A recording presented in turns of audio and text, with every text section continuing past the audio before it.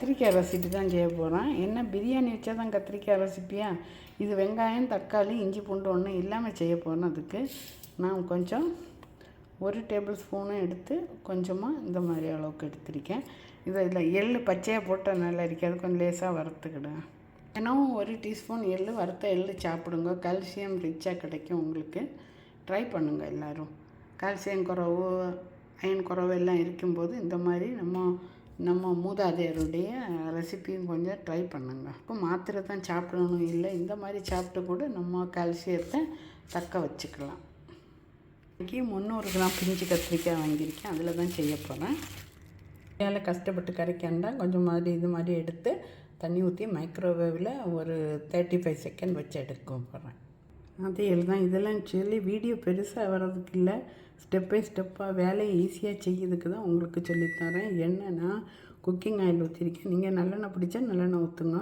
1/2 teaspoon black pepper, 1/2 to 3/4 teaspoon ஜீரகம். கொஞ்சம் நிறையவே வந்துட்டு நல்லா டீ வடிகட்டி வச்சு வடித்து எடுத்துட்டேன்.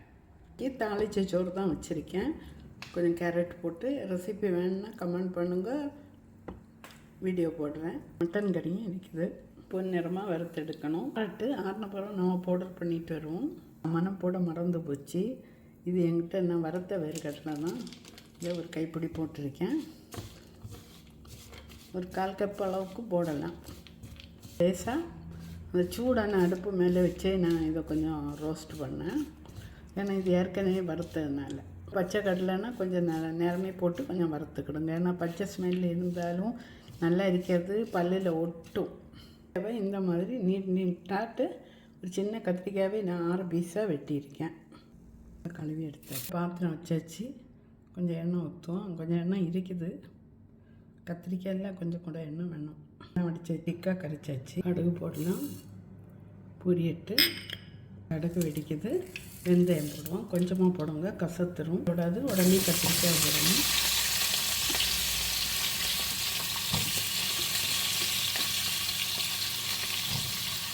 கொஞ்சமாக உப்பு போட்டு கொடுப்போம், சீக்கிரம் வதங்கும்.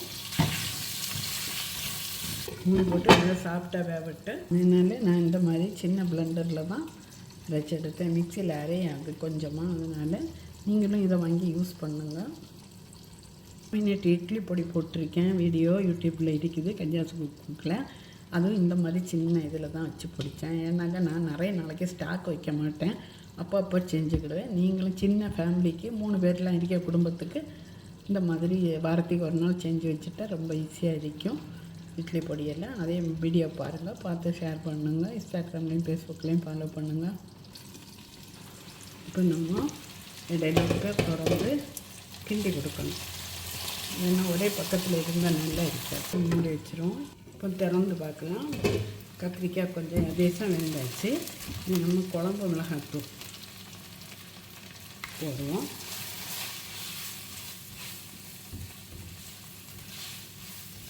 போட்டு பச்சை வாசனை போடுறது வரையும் கொஞ்சம் வதக்கி விட்டுட்டு திருப்பி கொஞ்சம் லோ ஃப்ளேமில் கொஞ்சம் வதங்கலாமா.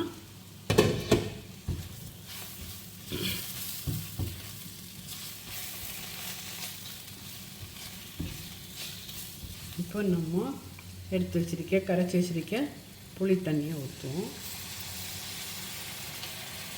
அடியில் உள்ள இது போயிடாமல் நீங்கள் ஃபில்டர் பண்ணி வேணாலும் ஊற்றுங்க.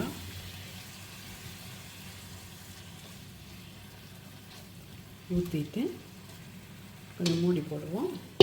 மூடி போட்டு இன்னும் நல்லா வேகட்டு. கொஞ்சம் நல்லா மிக்ஸ் ஆகலாமா.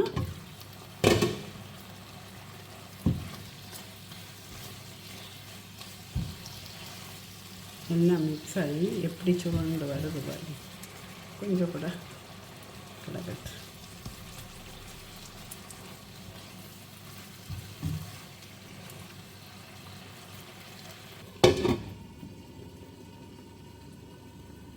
திருப்பி திறக்கலாம். பாருங்கள், எண்ணெய் எல்லாம் அப்படி வந்து நிற்கிது. இப்போ நம்ம அரைச்சி வச்சுருக்க பேஸ்ட்டு திக்காக அரைச்சி வச்சுருக்கேன். இந்த பேஸ்ட்டை ஊற்றி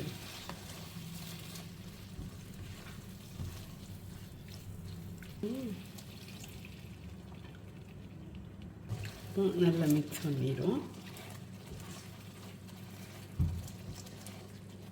கொஞ்சமாக உப்பு செக் பண்ணிடுவோம். கொஞ்சம் தான் போட்டேன், அதனால் கொஞ்சம் உப்பு போடணும். கொஞ்சம் உப்பு போட்டுறேன். நீங்கள் பார்த்து போடுங்க உப்பு. அப்படியே மூடி வச்சிருவோம். நல்லா எண்ணெய் பிரிஞ்சு வரட்டு. பார்க்கலாமா இடையில ஒரு தடவை? இதில் என்னன்னா நம்ம ஊற்றின எண்ணெய் எல்லாம் திருப்பி வந்துடும். பாருங்கள், காட்டி தரேன். மிக்ஸ் பண்ணி இது நீங்கள் வச்சு சாப்பிடலாம் தாராளமாக. ஈர ஸ்பூனு தண்ணி படாமல் வச்சுருந்தீங்கன்னாக்கா சாப்பிடலாம் வச்சு. ஆனால் வச்சு சாப்பிட அளவுக்கு யாரும் மிச்சம் வைக்க மாட்டாங்க.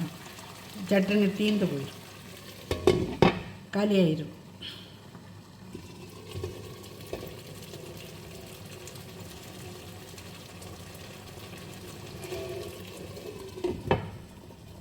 சரி, நல்லா எண்ணெய் பிரிஞ்சு வந்தாச்சு பாருங்கள். இறக்கிடலாம். அவ்வளோதான், சுவையான எண்ணெய் கத்திரிக்காய் ரெடி. வெங்காயம், தக்காளி, பூண்டு எதுவும் இல்லாமல், கருவேப்பிலை எதுவுமே இல்லை. கலர் கூட பாருங்கள் எப்படி இருக்குன்னு. ஆனால் நீங்கள் ரொம்ப காரமான மிளகாய் யூஸ் பண்ணாதீங்க. கூடுதல் காஷ்மீரி மிளகாய் பொடியை யூஸ் பண்ணுங்க.